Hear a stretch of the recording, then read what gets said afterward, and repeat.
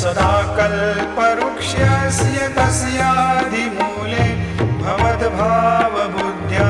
सपर्यादि सेवां नृणां कुर्वतां भुक्तिमुक्तिप्रदन्तं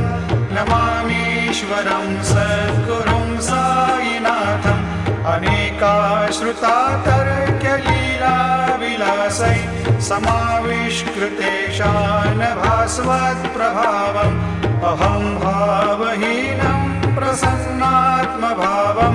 नमामीश्वरं सद्गुरुं साईनाथं सतां विश्रमाराममेवाभिरामं सदा सज्जनैः संस्तुतं सन्नमद्भिः जनामोददं भक्तभद्रप्रदन्तं